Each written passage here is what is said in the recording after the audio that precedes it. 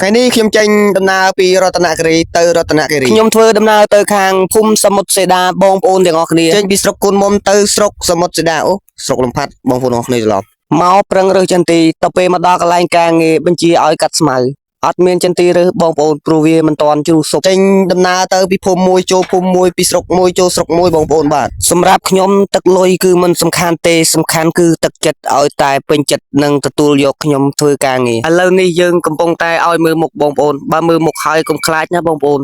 ព្រោះខ្ញុំវាមិនសូវស្អាតប្រហែលទេបាទយើងកុំនិយាយច្រើនពេកបងប្អូនទាំងអស់គ្នាមកចូលសាច់រឿងយើងវិញគឺខ្ញុំធ្វើដំណើរមកដល់ស្រុកលំផាត់ហើយបងប្អូនទាំងអស់គ្នាអញ្ចឹងស្រុកនេះគឺប្លែកមែនតើបាទស្រុកលំផាត់គឺអាប់ដេតយ៉ាងប្លែកបន្តិចបាទគឺស្អាតមែនតើបងប្អូនទាំងអស់គ្នាមើលទៅបាទអញ្ចឹងខ្ញុំធ្វើដំណើរនេះបើសិនបងប្អូនមកពីស្រុកកូនមុំខាងផ្លូវចូលសមុទ្រសេដាគឺបត់ខាងឆ្វេងដៃបើសិនបងប្អូនមកពីមណ្ឌលគិរីផ្លូវចូលសមុទ្រសេដាគឺបត់ស្ដាំដៃអញ្ចឹងហើយបងប្អូនត្រូវតែចំណាំបងប្អូនបាទឥឡូវនេះគឺដល់ឡែងផ្សារលំផាត់ហើយបងប្អូនមើលទាំងអស់គ្នាគឺមានដើមថ្នោតដាំជួរនៅមាត់ផ្លូវមានដើមឈើមានដើមអីគឺស្អាតមែនតើបងប្អូនទាំងអស់គ្នាប្រសិនបើខ្ញុំបញ្ចូលសំឡេងរៀងខុសឆ្គងកន្លែងណាក្ដីសូមអធិស្ឋាននិងសូមអភ័យទោសដល់បងប្អូនទុកជាមុនឥឡូវនេះយើងកំពុងតែបត់ផ្លូវខាងឆ្វេងដៃចូលទៅខាងឃុំសមុទ្រសេដាបងប្អូនទាំងអស់គ្នាពេលនេះខ្ញុំធ្វើដំណើរទៅដល់វត្តចញ្ចោះហើយបងប្អូនទាំងអស់គ្នាដល់ឡែងកែងចញ្ចោះហើយចឹងបងប្អូនចាំមើលវត្តទាំងអស់គ្នាបងប្អូនបាទគឺខ្ញុំអត់បានចូលទេបាទខ្ញុំចូលនៅវត្តគិរីមកុដទេបងប្អូនវត្តសមុទ្រសេដាទេបងប្អូនទាំងអស់គ្នា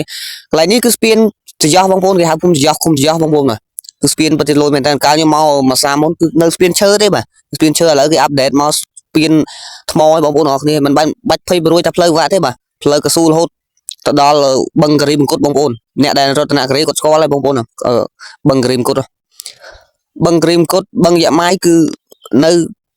វាមិនឆ្ងាយពីគ្នាហ្មងទេបើសិនអ្នកដើរលេងគាត់ស្គាល់ហើយបងប្អូនអ្នករតនគិរីកន្លែងនេះគឺវត្តចញ្ចោះបងប្អូនទាំងអស់គ្នាបាទវត្តចញ្ចោះអញ្ចឹងវត្តនេះគឺមិនតាប់កសាងទេបងប្អូនទាំងអស់គ្នាវត្តនេះតាប់កសាងទេមែនតើគឺកសាងលឿនមែនតើមើលនេះឃើញទេកសាងលឿនមែនតើដោយសារខ្ញុំជិះម៉ូតូអញ្ចឹងថតទៅវាលឿនបន្តិចបងប្អូនបាទអញ្ចឹងខ្ញុំធ្វើដំណើរមកក៏បានចូលវត្តគិរីមង្គតមកចូលលេងលោកឪដែរបាទលោកឪគាត់បួសនៅហ្នឹងបងប្អូនគឺខ្ញុំបានចូលទៅ